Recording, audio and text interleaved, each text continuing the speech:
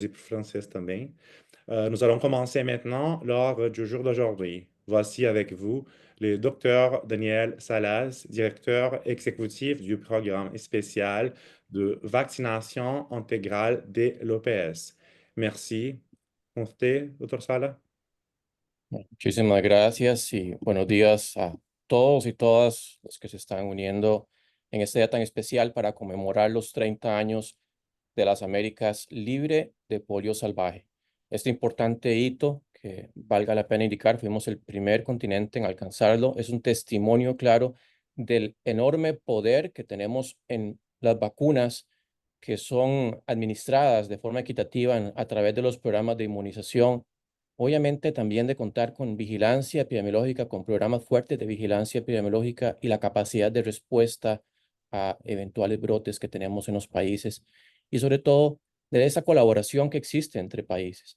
Para celebrarlo, hoy tenemos el honor y la oportunidad de escuchar a reconocidos expertos en polio, quienes compartirán sus conocimientos y experiencias sobre esta enfermedad que aún resulta ser una amenaza en el mundo porque justamente no se ha logrado la erradicación.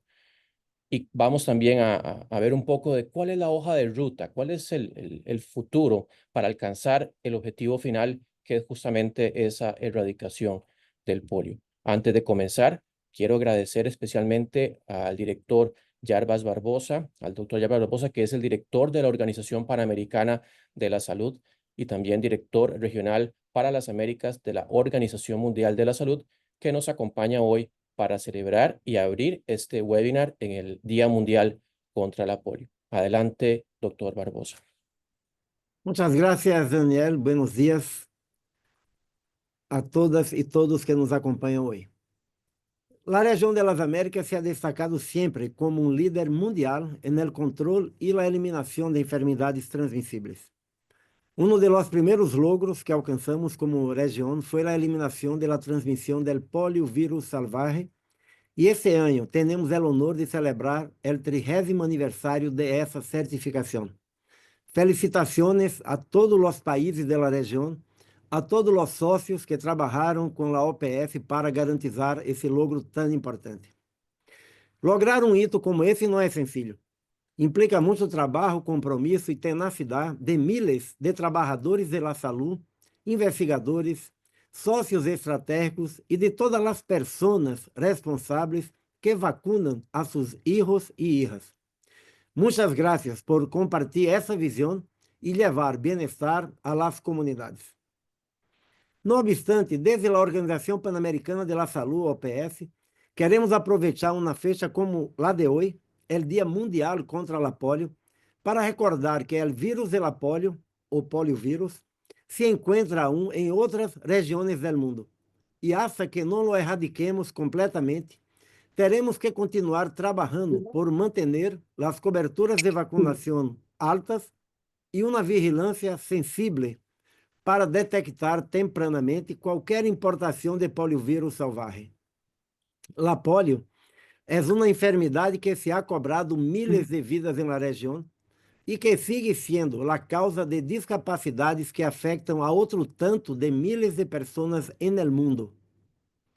Esse aniversário que celebramos hoje nos sirve de exemplo para demonstrar a importância e o impacto que têm as vacunas e os programas de imunização para eliminar ou controlar as enfermidades preveníveis por vacunação na região, lograr uma melhor saúde e convertir-se em ferramenta estratégica para o apoio ao desenvolvimento socioeconômico de los países.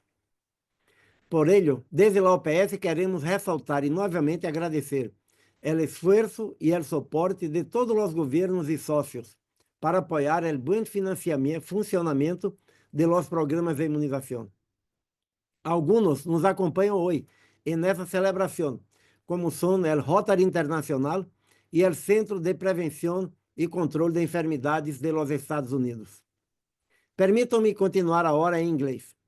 I would also like to acknowledge and highlight the important role of the Ministries of Health in maintaining the commitment to vaccination, epidemiological surveillance, and laboratory surveillance that is required to keep polio eliminated and to control other vaccine-preventable diseases in our region.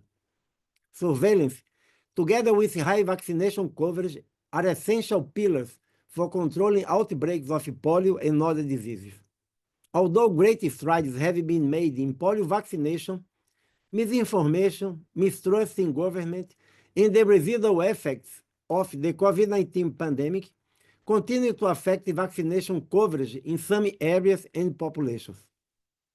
It is essential to continue working to achieve sustained coverage above 95% in a uniform manner in each country, province, state, municipality, cities in our region. This will facilitate a safer transition to injectable polio vaccine, minimizing the risk of the emergence of vaccine-derived poliovirus, which occurs with some frequency in all regions of the world and requires our constant attention. For this reason, we must work to regain and reinforce trust in vaccines among parents and caregivers and combat misinformation. In addition, surveillance allows us to identify suspected cases and confirm disease outbreaks in order to respond in a timely manner. Maintaining this commitment to health means continuing to vaccinate, monitor, and investigate. Achieving the elimination of polio worldwide with a stronger health system and communities is the right thing for humanity and a smart investment for future generations. Here today, I would like to call for the commitment of everyone to work together for a common good, the end of polio and other vaccine-preventable diseases. Let us join together today to celebrate 30 years free from wild polio in the Americas and to reaffirm our commitment to a polio-free world. Many thanks to everyone present here and to those who are following online. Thank you. Muchísimas gracias al doctor Barbosa por sus palabras, que son muy bien recibidas y muy claras con respecto a esa motivación que nos hace, pero también de esos logros y el camino que tenemos que seguir. También quería aprovechar para dar un saludo especial a todas las autoridades que están conectadas en los diferentes países. Me acaban también de reportar la sintonía en Brasil de diferentes autoridades y miembros distinguidos de la sociedad, entonces también un saludo caluroso a ellos. Sin más, cedo la palabra a Anne Jean-Baptiste, que es una de nuestra asesora regional en el tema de polio, una de nuestras asesoras en inmunización, que hoy va a apoyarnos siendo moderadora. Entonces, Anne, tienes la palabra, adelante. Muchas gracias, doctor Salas, y muchas gracias también al doctor Barbosa por sus palabras de bienvenida. Buenos días a todos y a todas. Sin más, permíteme presentarle al panel de expertos. Tenemos, por cierto, al doctor Salas, que es el director ejecutivo del Programa Especial de Inmunización aquí en la UPS, la doctora Rosana Castillo, quien trabaja para la Secretaría de Salud en Honduras, y ella es una sobreviviente de polio. Dr. Marcelo Hay, que representa al Rotary International. Dr. John Verterfer, he's the director of the Division of Immunization at the US CDC, US Center for Disease Control and Prevention. He will be joining us. And we also have Dr. Lisa Inda, Director of Surveillance, Prevention and Control of Disease at CARFA. Just to note that CARFA is the public health agency of the Caribbean. Welcome. Antes de comenzar, solamente recordar a los panelistas que por el tiempo y también tenemos que reservar un espacio para preguntar al público, tienen unos 5 minutos para responder a cada pregunta. Empezamos nuestra jornada escuchando la experiencia de la doctora Rosana Castillo. Bienvenida otra vez, doctora, y gracias por acompañarnos en esta celebración. Vemos que tienes más de 20 años de experiencia en el laboratorio de parasitología y ahora trabajas para la Secretaría de Salud en Honduras. ¿Podrías, por favor, compartir con todos cómo la polio ha impactado en tu vida, tanto a nivel personal como a nivel profesional? Sí, muchas gracias. Gracias, Sam. Gracias por permitirme dar esta experiencia. Gracias a la doctora Beatriz, a la Organización Panamericana. Yo nací en 1970, a comienzos de esta década, pues se manejaba muy poca información, se tenían muchas creencias, ¿verdad? Equivocadas, desafortunadamente, y entre ellas está lo que es que a los niños cuando tenían procesos febriles o procesos gástricos no se les aplicaba la vacuna. En sí por protección, ¿no? Para los padres era como no aplicarles la vacuna para protegerlos y evitar que se enfermaran aún más. Ese fue mi caso, me tocaba mi esquema vacunal contra la polio y estaba enferma. Entonces mis padres decidieron no vacunarme. Fue así, pues como que quedé desprotegida, ¿verdad? Contra la enfermedad. Tiempo después, la persona que ayudaba a mi mamá en la casa le avisaron que su niña estaba enferma, que había que traerla a la capital y llevarla a un hospital.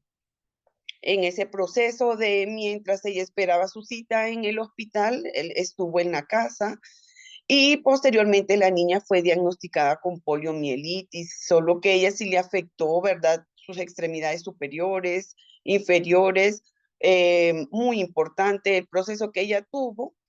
Posteriormente, pues también fui diagnosticada con polio, ¿no? Tuvo que haber un contacto en ese transcurso de tiempo, tuvo que haber un contacto con el virus de mi parte.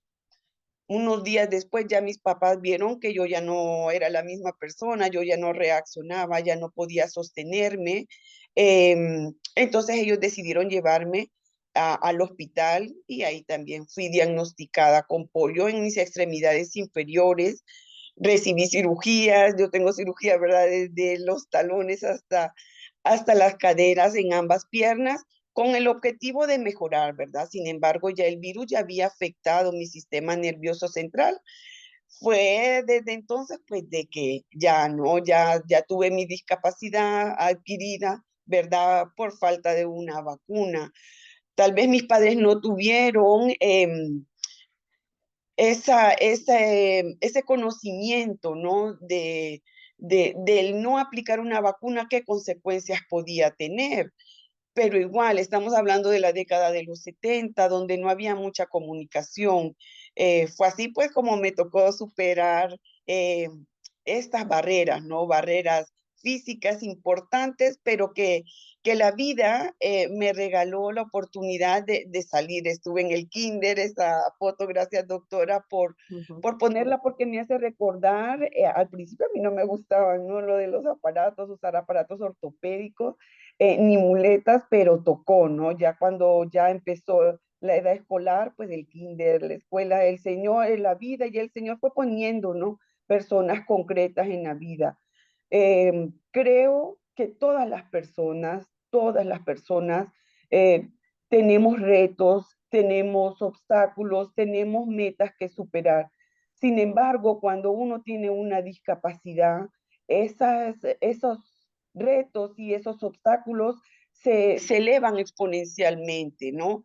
Y creo que sufre la persona con la discapacidad y sufre la familia por una enfermedad que pudo haber sido prevenible.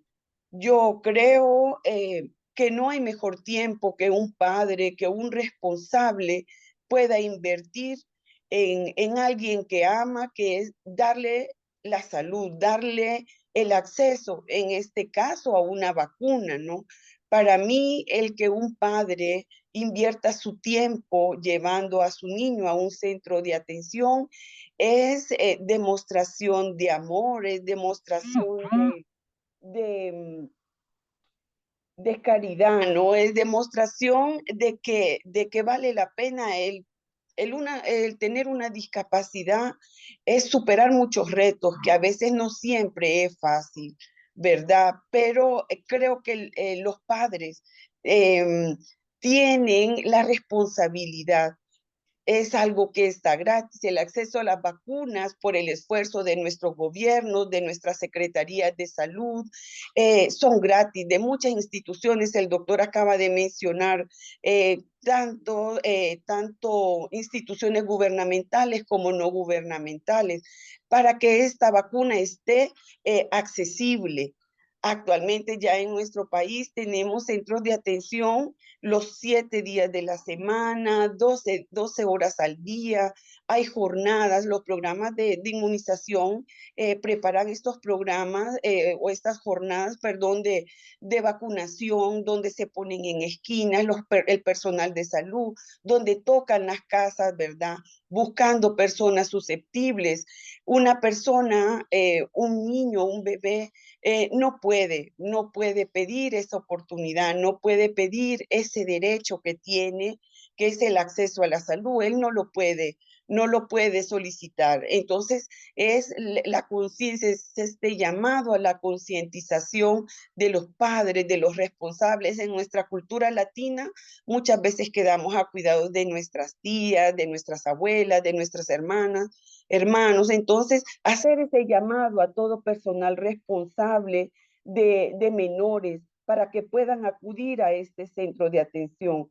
Para mí, el que este padre o esta persona responsable de este niño tome su tiempo para llevar a que se le aplique una vacuna, cumplir un esquema de vacunación, es una demostración de amor, ¿verdad? Es brindar calidad de vida, es abrir puertas, porque sí es complicado el esfuerzo que una persona, que para una persona con sus capacidades normales puede requerir para subir un escalón, para una persona con discapacidad puede ser un obstáculo tan importante que puede influir en toda su vida, un escalón, ¿verdad? Un escalón. Entonces, ese es el impacto que tiene el no aplicar una vacuna. Antes había mucho desconocimiento, ahora están las redes sociales, la comunicación es mucho más fluida, ¿verdad? Entonces hay mayor conocimiento, aunque vemos que después de la pandemia muchas personas cuestionaron también, ¿no? Lo que es una vacuna, si una vacuna era efectiva, si una vacuna era buena. Yo hoy hago este llamado, agradezco a la organización por permitirme y hacer este llamado y decir, sí es bueno, sí vale la pena aplicar una vacuna, porque estas vacunas lo que buscan es la salud de la persona, ¿no? En todos sus aspectos. A veces no solo físicos, también en psicomotoros, en cognitivos, ¿no? Todo esto puede traer un beneficio, da un beneficio a una persona, da un beneficio gratis. La vacuna está gratis, está ahí disponible para toda la población sin discriminación, ¿no? Para todos está la vacuna. Es el padre, es el responsable quien debe tomar esta conciencia, esta responsabilidad de poder aplicar una vacuna a una persona vulnerable. Muchas veces o ninguna vez un niño va a poder pedir esto, ¿no? Va a poder hacer esta solicitud. Por lo tanto, va a depender totalmente de la persona, totalmente de este adulto responsable, de este menor, el poder aplicar su esquema vacunal completo, el poder brindar. Para mí el brindar vacuna es abrir puertas, permitir una calidad de vida a una persona, a un individuo, ¿verdad? Sin tener ninguna excepción. Creo que es, como les decía, una manifestación de amor, de caridad, de respeto, de brindar calidad de vida, brindar oportunidades, porque sabemos lo difícil que es para una persona con discapacidad poder estudiar, poder conseguir un trabajo. Yo en un momento llegué a tener ese temor, ¿no? Doctora, yo quiero que usted también vea la imagen también y la cantidad de amor que se está poniendo también. Hay muchos corazoncitos que vienen cuando usted hable y vamos a darle un espacio también a los otros panelistas. Yo entiendo su pasión. Mire el número de corazón que le viene, pero Sí, sí. claro, Muchas claro. gracias, doctora, y muchas Gracias a gracias por ustedes. Muchas Gracias. gracias por compartir esa experiencia tan importante y también para recordarnos que la enfermedad todavía existe y que debemos seguir trabajando para mantener a la región libre de polio salvaje. Ahora nos gustaría escuchar al resto de invitados e invitadas sobre cuál ha sido los retos a lo largo de los años. Y doctora Osana, muchísimas gracias otra vez. Vamos a empezar con el doctor Marcelo Hay. Marcelo. Muchas gracias. Yo voy a hablar un pouco, vou falar em português, sim? E a pergunta é especificamente quais desafios ao longo dos anos, né, que nós temos que enfrentar na conquista dos 30 anos sem o vírus selvagem para a poliomielite nas Américas, né? Então, inicialmente, eu queria desejar bom dia a todos. Gostaria, em nome de Rotary Internacional, agradecer o convite realizado pelo Dr. Jarbas Barbosa, diretor da Organização Pan-Americana da Saúde, para participarmos desse webinar. Todos juntos devemos celebrar a conquista de 30 anos sem o vírus selvagem da poliomielite nas Américas. Devemos celebrar como uma vitória monumental em saúde pública. E gostaria de repetir, uma vitória monumental em saúde pública. Foram décadas de esforços coletivos, incluindo governos, líderes políticos, a Organização Pan-Americana de Saúde, a UNICEF, Rotary Internacional, o CDC, agentes de saúde e voluntários comunitários, a sociedade civil, mídia e organizações educacionais. Esses esforços formaram uma coalizão ampla e diversificada, todos trabalhando em prol de um objetivo comum: erradicar o vírus da polio e proteger as gerações futuras da paralisia causada pela doença. Para o Rotary Internacional, o fim da polio nas Américas foi um marco muito significativo, pois demonstrou que esforços coordenados e a mobilização podem levar à eliminação da polio em todo o planeta. Devemos reconhecer a atividade anônima de milhares de rotarianos que atuaram diretamente em campanhas de vacinação, educação comunitária e arrecadação financeira. Mas, de modo paradoxo, vivemos atualmente os mesmos desafios desses últimos 30 anos e não podemos minimizar o risco do retorno da polio às Américas. Vou comentar 4 abordagens que, na minha opinião, devem ser aplicadas de modo transversal. A primeira, é fundamental e chave que haja o compromisso político contínuo dos governos. A erradicação da polio deve ser considerada uma prioridade em saúde pública, um dever do Estado e um direito das nossas crianças e jovens, independentemente de mudanças políticas partidárias.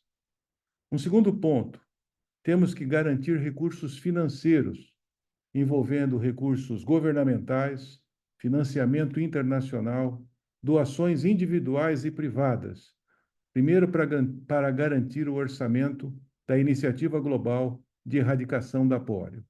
E vou mais longe, devemos também ter uma destinação financeira maior proporcionalmente para a região das Américas.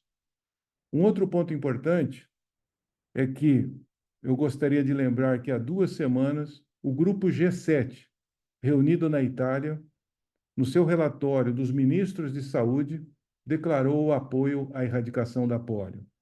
Nesse sentido, contamos com a liderança do Brasil e de todos os membros do grupo G20 para formalizar, semana que vem, o compromisso da erradicação da polio no relatório final dos ministros da saúde.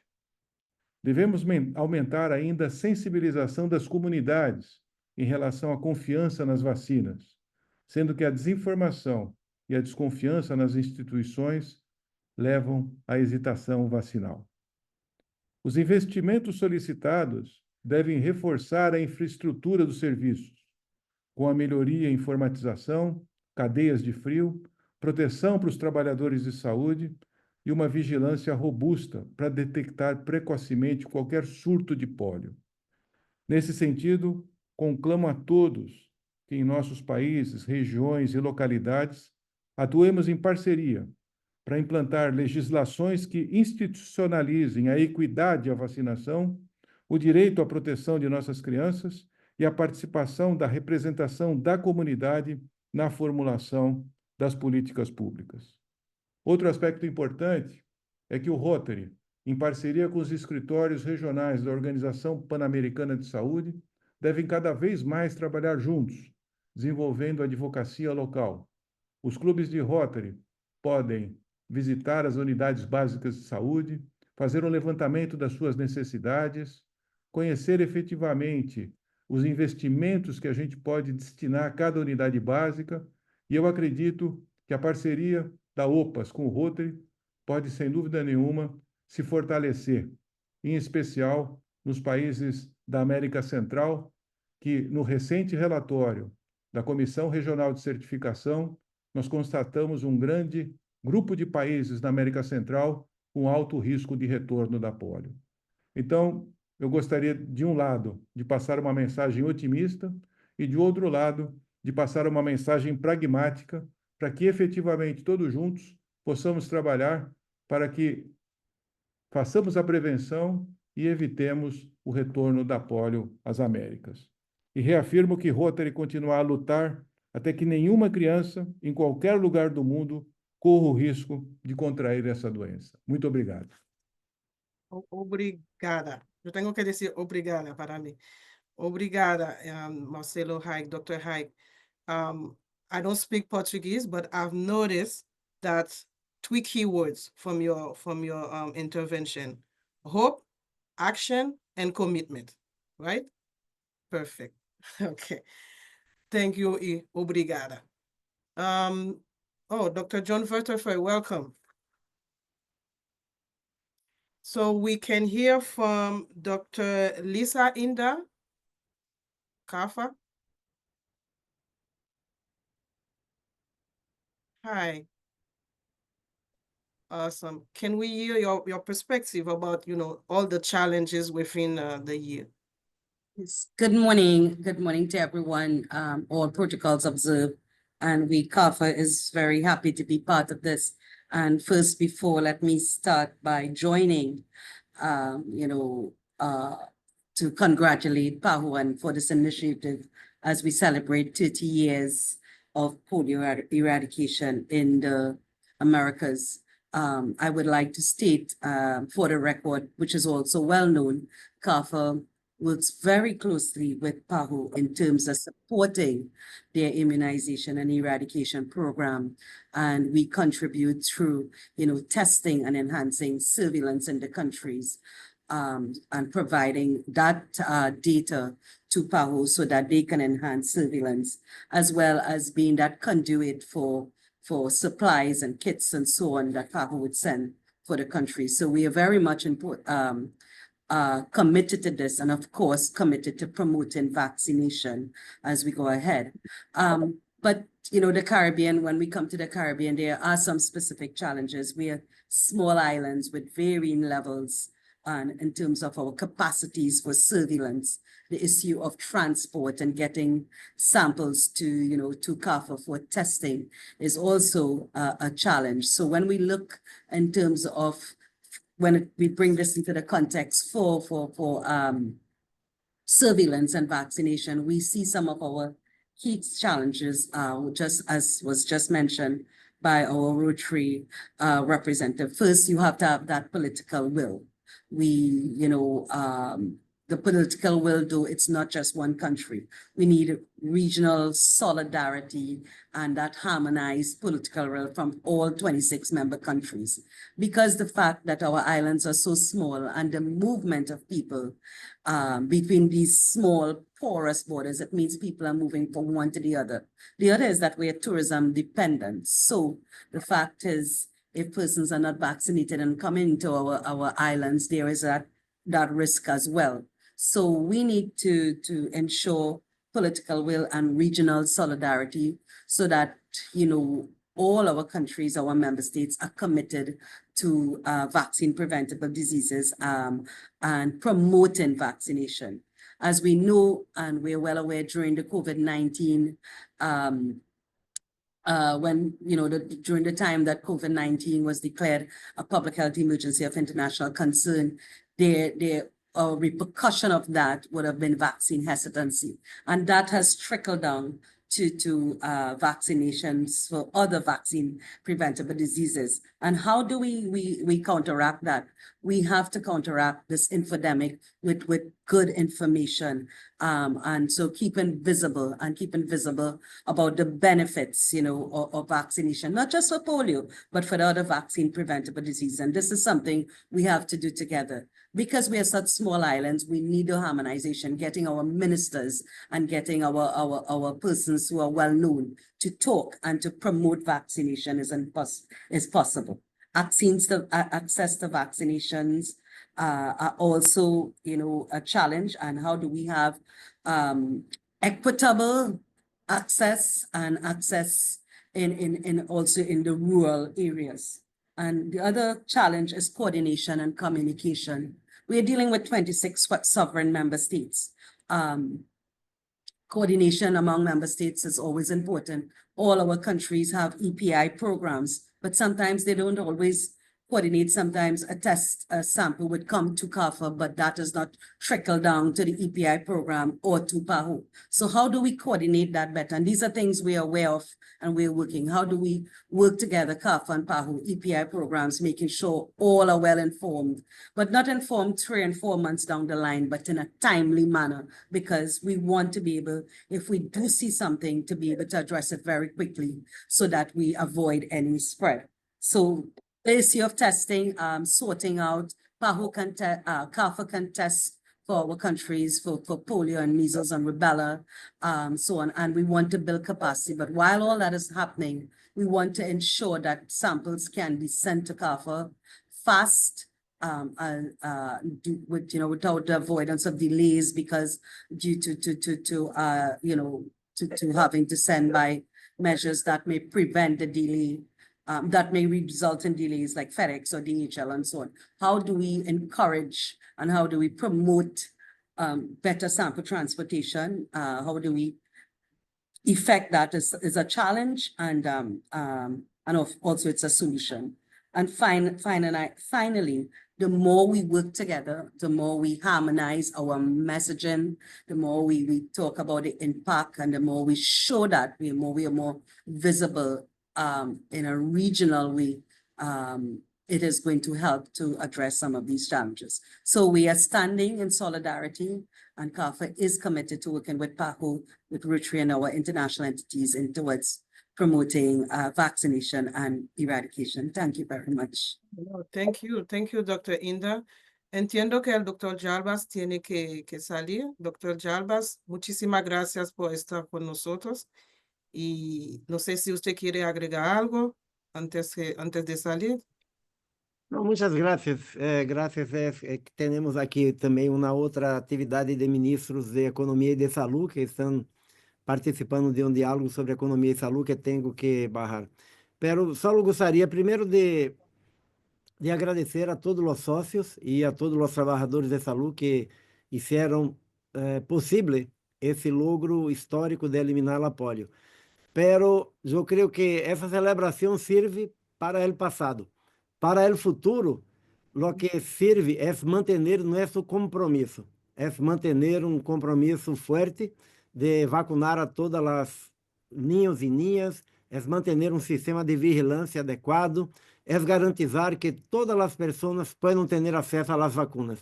Mesmo onde há vacinas oferecidas de maneira grátis em los sistemas de saúde, há barreiras invisíveis que muitas vezes não deixam as famílias ter o direito de acesso às vacinas. Então, é muito importante evaluar quem não se está vacunando, por que não se está vacunando e adotar estratégias eficazes para remover as barreiras e garantizar o acesso.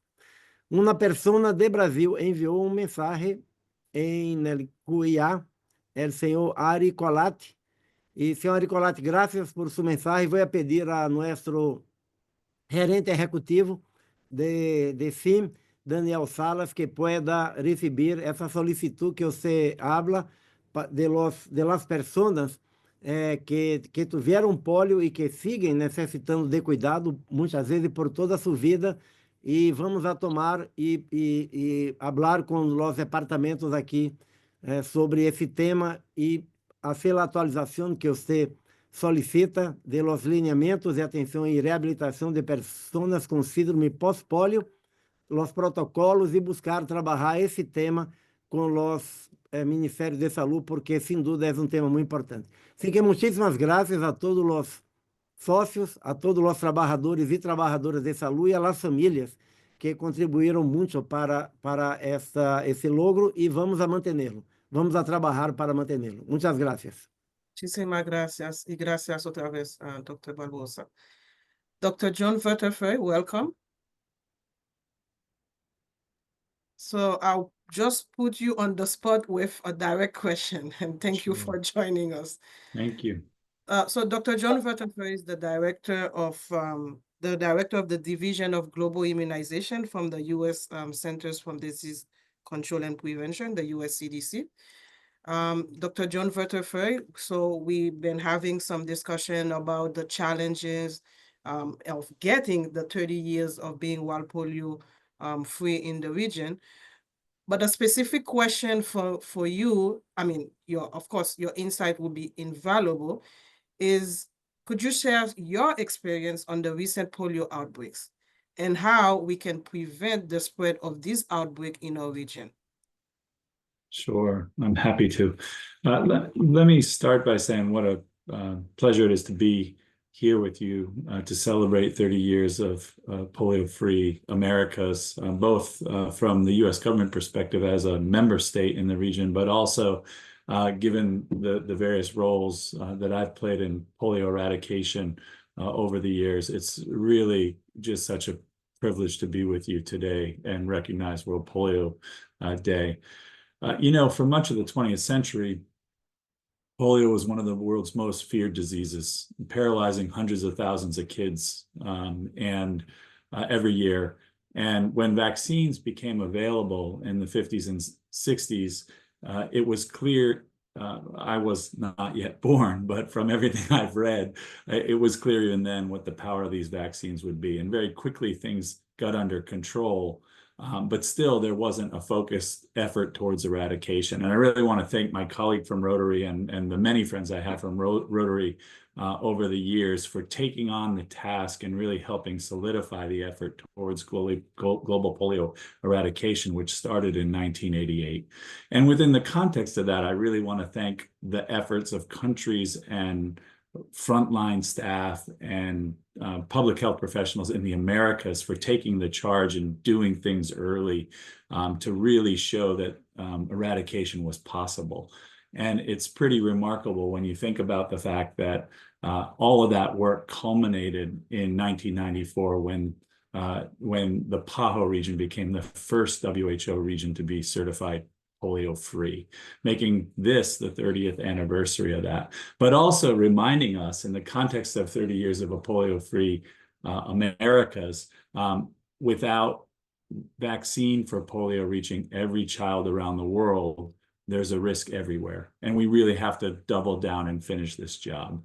And so I will talk now for a moment about the outbreaks and some of that experience, but I did just want to start by taking a moment to recognize all that's been done here, the efforts to get rid of polio and the efforts since then to maintain high enough levels of coverage that you have not seen in this, we have not seen in this region, the large number of outbreaks that we have seen in some other places, which I'm about to talk about. So that's a credit to all of you. It's a credit to all the frontline workers, and it's a credit to all of the families in the Americas that have recognized the value of vaccination as part of a pillar for public health that actually allows this all to happen.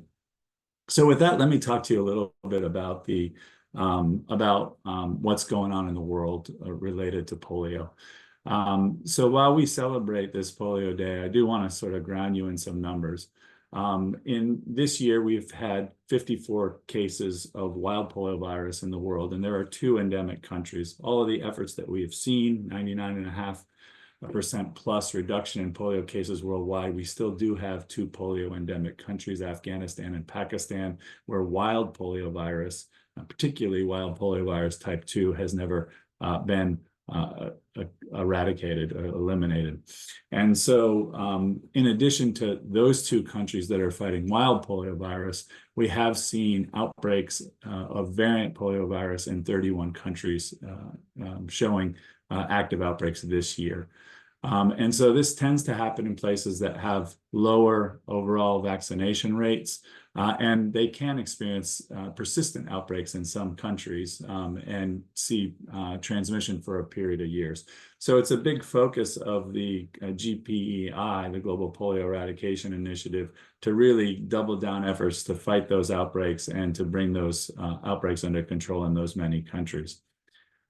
If I think about the Americas and the experience here, between 2021 and 2023, there have been 12 countries in the Americas that have conducted follow-up campaigns to sustain measles, rubella, and polio elimination. And that has resulted in over 36 million children aged 1 to 12 being reached during that period.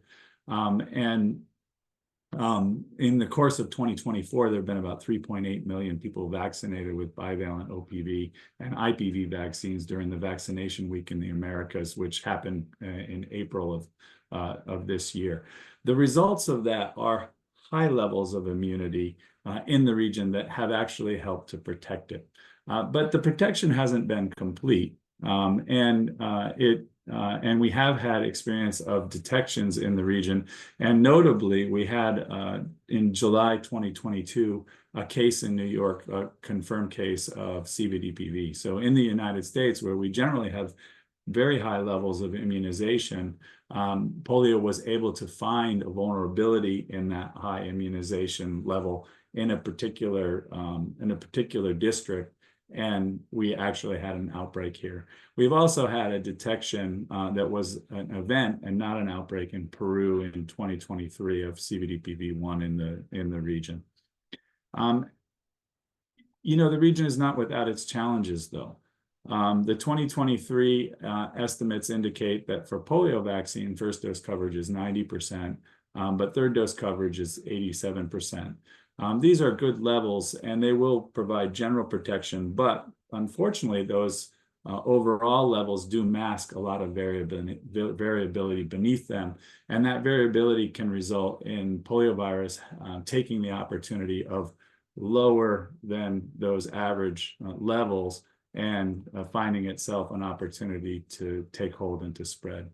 And I wanted to highlight, related to outbreak risk, one of the things that came out of the recent WUNIC estimates, which are the global vaccination coverage estimates that WHO and UNICEF release each July. And this year there was a new slide that was presented in that set of data that came out that was quite interesting.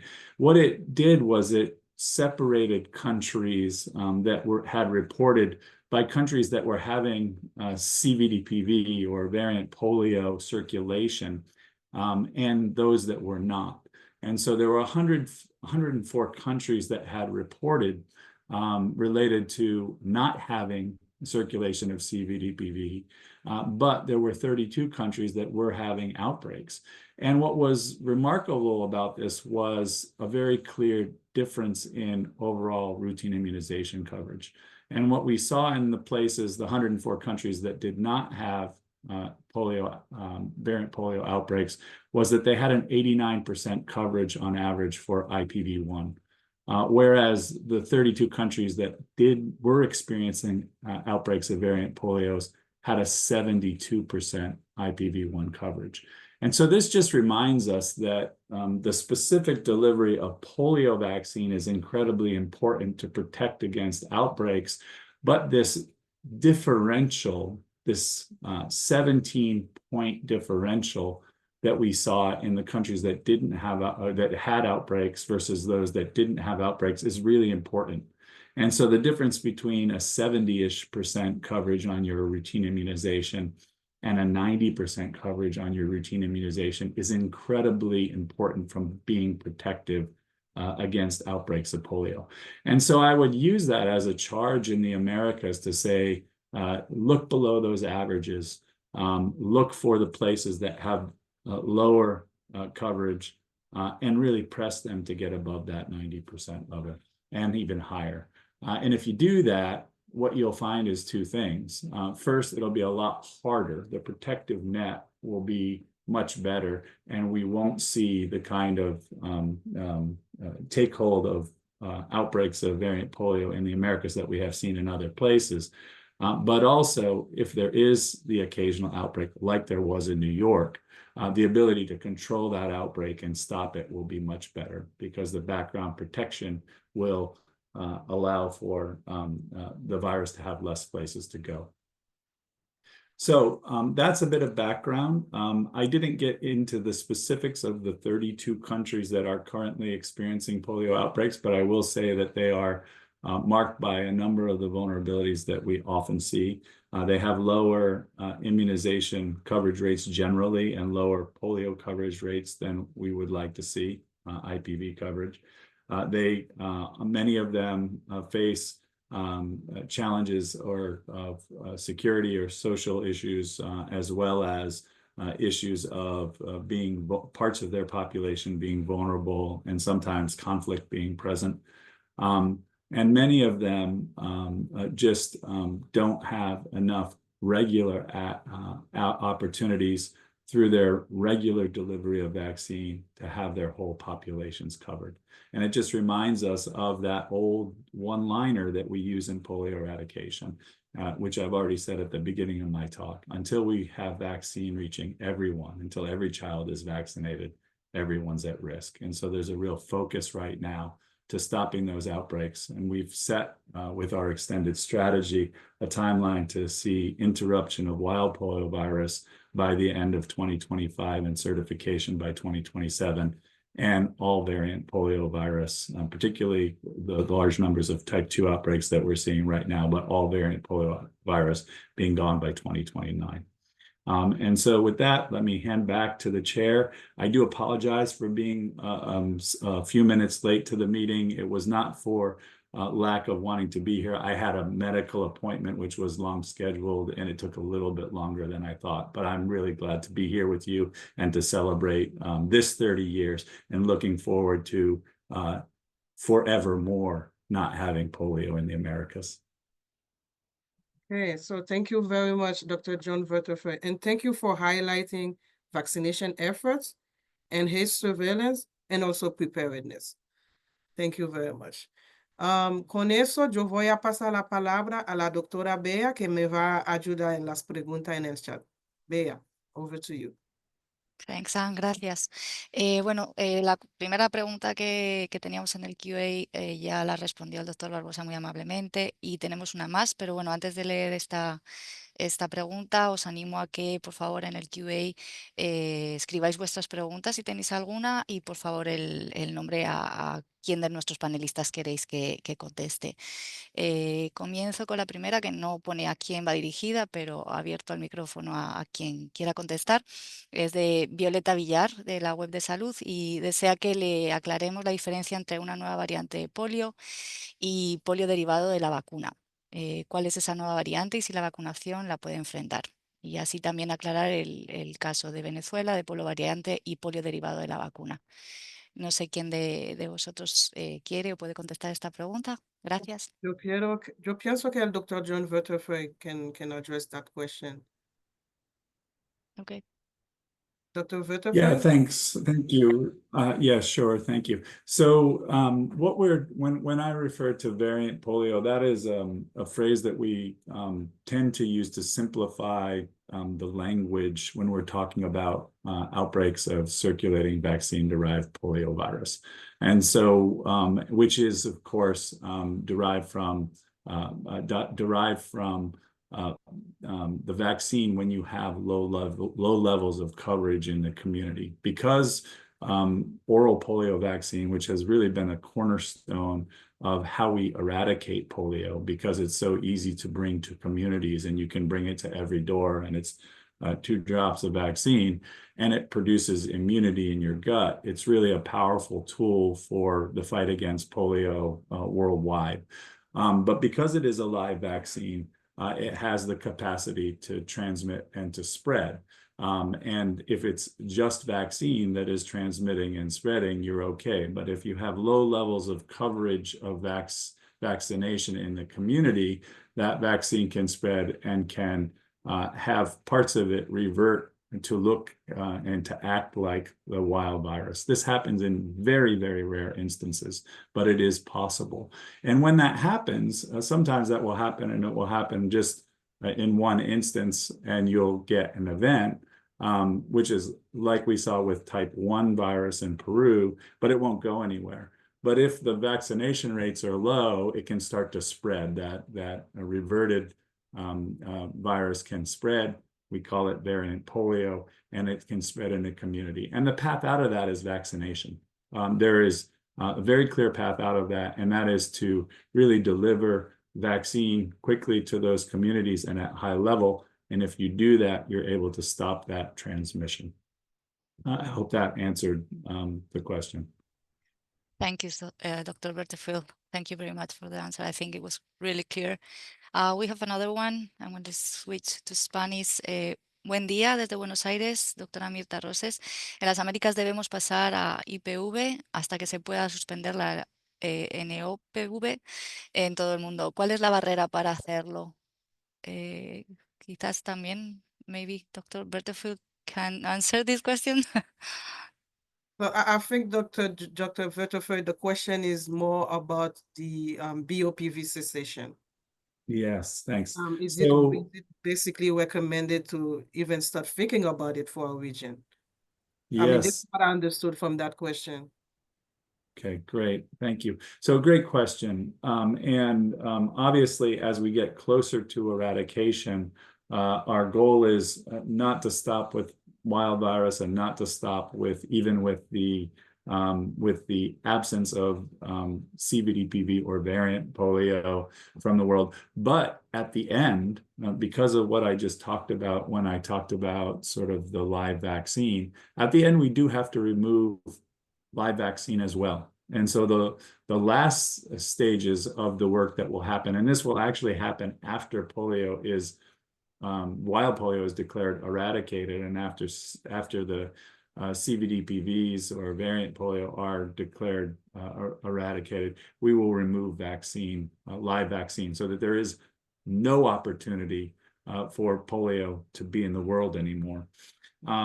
The first efforts at this were conducted for type 2 virus in the 2016 switch, it was called, and simultaneously about over 145 countries removed trivalent OPV, so live vaccine that had protected against all 3 types of polio from their routine systems, and replaced it with bivalent OPV that did not contain the type 2 component. The reason for this at the time was that type 2 had been gone, a wild type 2 had been gone for about 16 years and not been seen.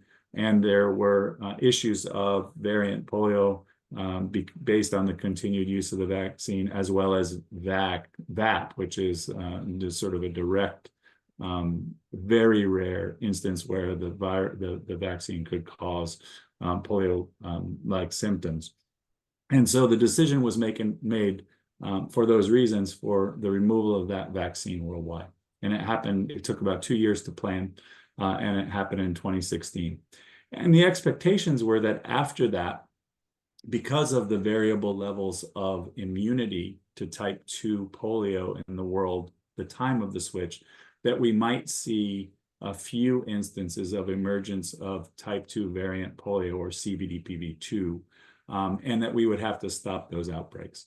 However, as many of you are probably familiar, what happened after 2016 was a very different picture than what the models had predicted. And actually, the number of outbreaks were a lot greater. They all stemmed from a few initial outbreaks that occurred, and then the responses to those outbreaks. But the result was that the current situation with outbreaks in 30 31 countries of CVDPV, with most of those being CVDPV2. Because of that, we have to change strategy related to forward thinking about bivalent OPV cessation. What we must have is the ability to stop the use of that vaccine. And so already we are deep into planning and looking at sort of what happened that was good related to the switch. It's pretty incredible that we were able to have a synchronized removal from the world of this vaccine, but also what happened that was not what it needed to be. And probably we underestimated how variable the subnational coverage could be in a few places. And we've done a lot of analysis around that. We also underestimated how important the provision and early provision of IPV was in that post period, and how important it would be to be able to use the new generation of OPVs to help fight those outbreaks. And so now we have course corrected on all of those things. And actually our current strategies sort of take into account all of those things with regard to forward movement, and also how we are beginning to construct the planning for the cessation of BOPV. Of course, BOPV is type 1, type 3 specific, and that cessation will occur after the certification, the global certification of WPV, which means stopping transmission in Pakistan and Afghanistan, and then certifying there, but also after we cease to see CVDPV2. And so planning is happening now. It's several years away because of those events of both interrupting the transmission of wild virus and type 2 virus right now, as well as the periods of surveillance preceding certification of those. But we are planning, and we are factoring in very heavily those lessons from the switch. I will close on this, and I know I've been a little bit long on saying that the switch was unprecedented. This period that we're in related to polio eradication, pre-eradication, and the planning for post-certification is also unprecedented. And it is our responsibility to actually learn from every success that we have and every instance of a setback that we have. And so we're very focused on making sure the plans moving forward account for both those successes as well as those things that did not go as we anticipated. Thanks. I think you answered more than one question here. An And easy question. yeah, we have a little more time, but we have one question. We have a lot of questions. That is great. Thank you very much. But I'm gonna make one more to Dr. Haik. I think this is for you. And it said, how can we deal with those people deny the efficiency of the vaccines and the ones that just refuse to be vaccinated or let their kids to be protected? If you want to answer that, please, Dr. Haik. Thank you.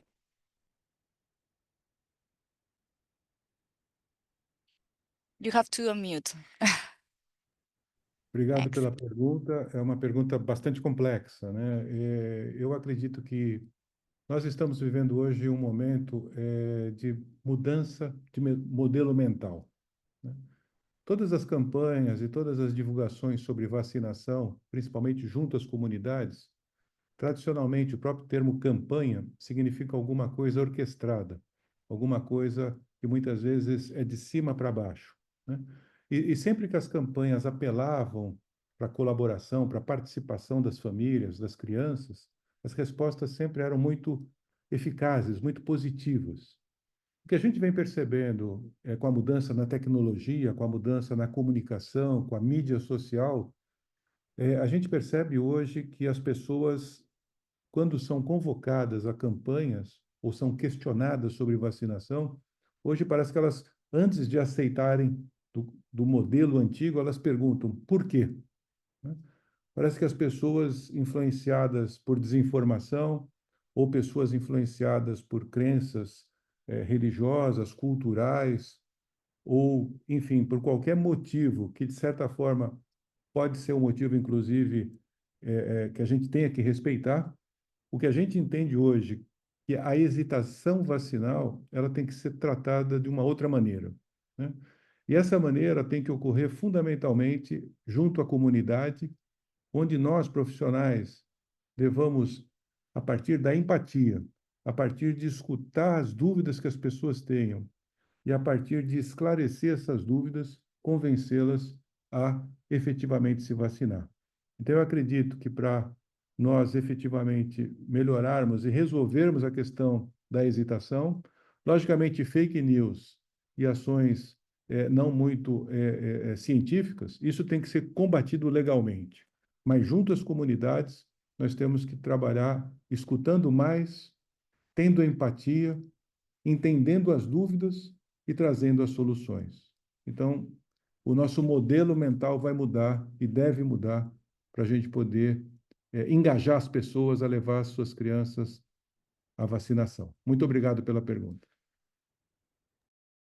Podría agregar a lo que ya dijo Marcelo, que me parece muy importante el momento que estamos viviendo del cambio mental, pero yo considero también dos situaciones que hay que aportar. Una es, tenemos que tener al personal de salud listo para aclarar cualquier pregunta que tengan las personas con respecto a las vacunas, porque hemos por mucho tiempo capacitado al personal de salud para que sepa cómo administrar la vacuna, pero no necesariamente cómo abogar y cómo plantear claramente cuáles son los beneficios de esa vacunación. Y la otra cosa que yo quisiera agregar también, que es importante ir trabajando, volver a las bases de lo que son los valores cívicos, sociales, de protección, de trabajo y del beneficio de que todos actuemos en pos de una sociedad, no solamente del individualismo. Porque cuando una persona está en una carretera y respeta los límites de velocidad, está protegiendo a las demás personas que están alrededor. Cuando una persona se vacuna responsablemente también o vacuna a sus niños, está protegiendo a los demás que están alrededor. No solamente es por el hecho, obviamente, del beneficio que obtiene ese niño o esa persona directamente, sino también porque hay una protección que va más allá, que es comunitaria. Así es como se construye una sociedad mucho más saludable, mucho más fuerte. Entonces, creo que tenemos también que volver a ese sentido de cómo tenemos que protegernos como sociedad, no solamente actuar individualmente bajo un criterio muchas veces egoísta, pero también hacer entender a la gente del por qué es importante que se vacunen. Entonces, creo que esas son dos cosas que tenemos que trabajar, además de lo que ya Marcelo ha explicado claramente. Muchas gracias, doctor Salas. Muchas gracias, doctor Haik. Bueno, creo que ya nos quedamos sin tiempo. La verdad es que la discusión podría ser mucho más larga, pero quizás a lo mejor alguno de vosotros quiere añadir algo más, la doctora Castillo, doctora Indar, para ir cerrando.